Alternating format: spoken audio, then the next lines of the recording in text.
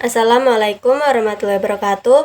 Perkenalkan, nama saya Darsta Putri, NIM 4614240004 dari kelas B jurusan Pendidikan IPA, mata kuliah Agama Islam, dosen pengampu Ibu Prof. Dr. Novianti Dejafri, SPDI, MPDI.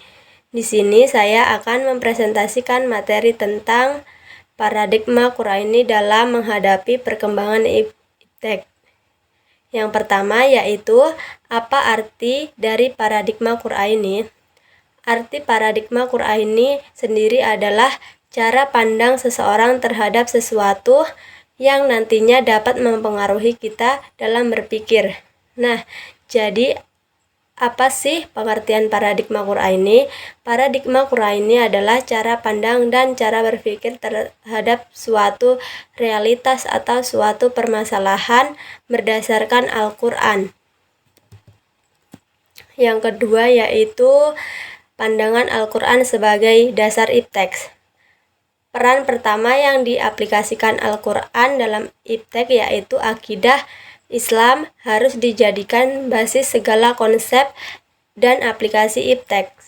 Paradigma Al-Quran ini yang seharusnya diterapkan oleh kaum muslimin saat ini, bukan paradigma sekuler seperti yang ada sekarang.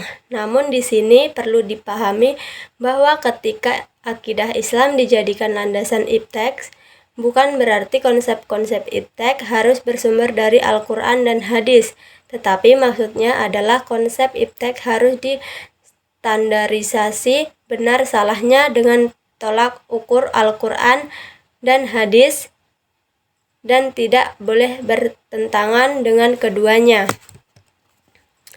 Jadi yang dimaksud menjadikan Al-Quran sebagai landasan iptek bukan berarti konsep iptek wajib bersumber kepada Al-Quran dan hadis, tapi yang dimaksud adalah bahwa iptek wajib berstandar pada Al-Quran dan hadis. Singkatnya, Al-Quran dan hadis adalah standar iptek, bukan sumber iptek. Artinya, apapun konsep iptek yang dikembangkan harus sesuai dan tidak boleh bertentangan dengan Al-Quran dan hadis tersebut. Jika suatu konsep iptek bertentangan dengan Al-Quran dan hadis, maka konsep itu berarti harus ditolak. Yang ketiga, mengapa Al-Quran harus kita jadikan paradigma? Hampir seluruh umat manusia, khususnya umat muslim di dunia ini, mengatakan bahwa pasti ada suatu keyakinan di dalam hati orang yang beriman. Al-Quran mengandung kandungan yang sempurna mengenai kehidupan manusia. Al-Quran juga mengandung gagasan murni yang bersifat universal, jadi tidak hanya diperuntukkan untuk beberapa orang, tetapi untuk seluruh umat manusia yang ada di dunia ini. Dan Al-Quran adalah peluang yang sangat besar untuk dijadikan cara berpikir. Yang keempat yaitu peran Al-Quran dalam perkembangan iptek. Peran Al-Quran yang utama dalam perkembangan iptek ada dua, yaitu yang pertama menjadikan Al-Quran sebagai paradigma pemikiran dan ilmu pengetahuan, dan yang kedua menjadikan syariah Islam sebagai standar penggunaan iptek. Jika dua peran ini tidak dapat dilakukan oleh umat Islam dengan baik, maka akan ada berkah dari Allah kepada umat Islam dan juga seluruh umat manusia.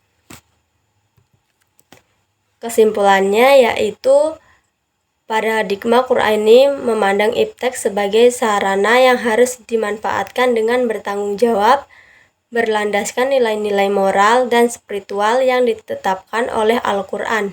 Manusia didorong untuk terus belajar, berinovasi, dan mengembangkan pengetahuan dengan tetap menjaga keseimbangan antara ilmu dan iman.